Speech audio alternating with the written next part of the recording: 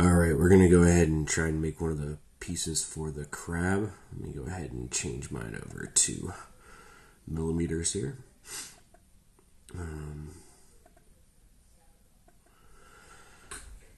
This is one of the claw pieces that the little legs stick in the bottom of. So let's go ahead and start top down. In general, this one's not too hard. We're going to start like we do kind of with all the claws, which is a circle within a circle. Let's go ahead and dimension that now. That'll make our life a little easier here in a minute. So the inner dimension is going to be 2.75. I know that kind of zooms way in. And I still don't have my mouse today, so it is going to be a little bit awkward for me to do this one. So do bear with me. Alright, so you can see I've got my little ring created.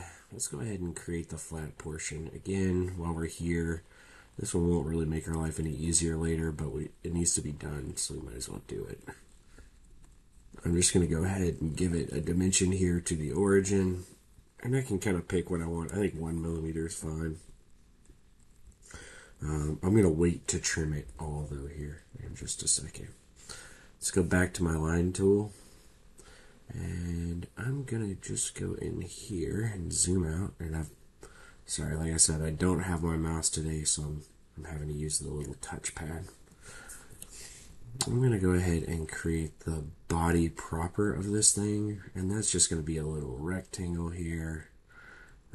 If you're wondering how I'm gonna make sure that these two are equal, I'm gonna use my equal thing here. I'm gonna click on this one, and it should space them so that they're the same spot on the circle. Okay. Now, let me go ahead and start dimensioning this. I want to give this some sort of width. I think 4 is fine with me. Again, there's a bit of kind of personal preference in this one.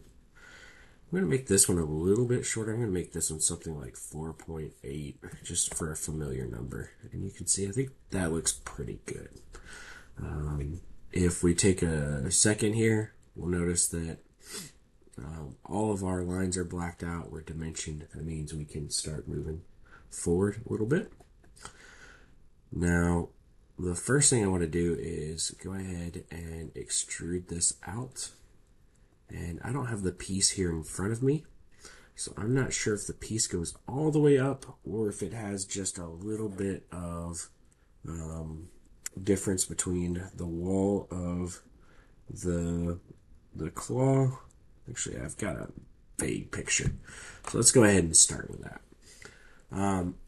We're going to presume that the claw, it doesn't stretch the whole length, but we can start here. Let's go to symmetric, and we're going to do something like 1.2. And we're going to make sure it's symmetric, and let's pull this around so we can see what's happened. Yeah, I think that'll be okay. All right, great. Now, the next thing I can do is I can come in here and I can create a sketch on here.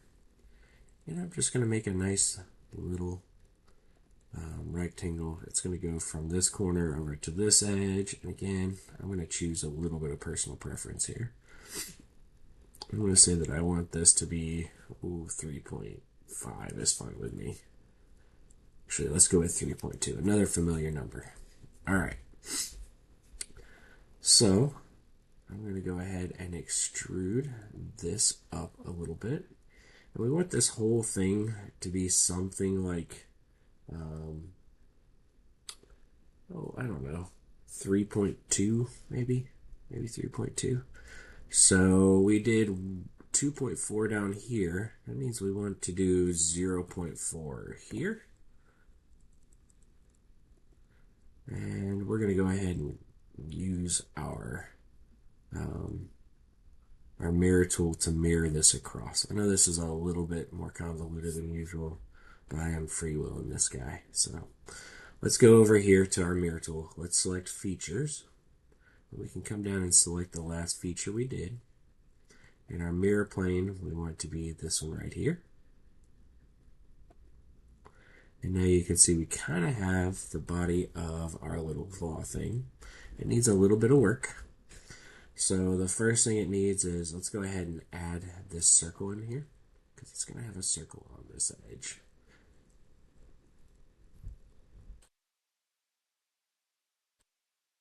Okay, I just centered it at the origin, which is conveniently there. And this thing's going to be something like 2.4 in diameter.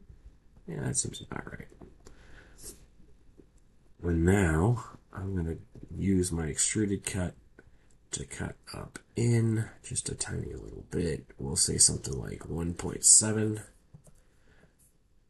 Oh. So go ahead and make this negative. Okay. Now it still doesn't look quite like our little block, but when we throw some fillets on it, that should take care of a lot of this stuff. So I'm going to go ahead and click all these little vertical lines around here. And let's make sure that this all joined is one body. Yeah, it should be. Okay. If I had a 0.25 millimeter fillet, that's pretty good. Now I can come through and do this top edge over here and maybe grab some of these guys.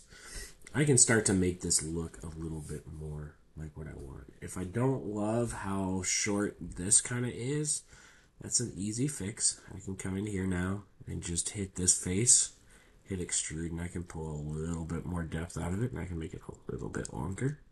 And I think that looks pretty good there. And that's pretty much the process for this guy. It doesn't have to be an exact match to what you have. It just has to do the same function. Let me throw a couple more fillets on here because this guy is a little chunky.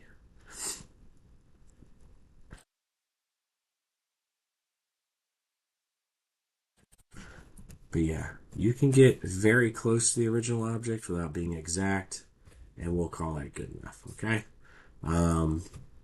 Do your best on it. If you make a mistake, we'll correct it when I come back. It's not that big of a deal, okay? All right, see you guys hopefully tomorrow.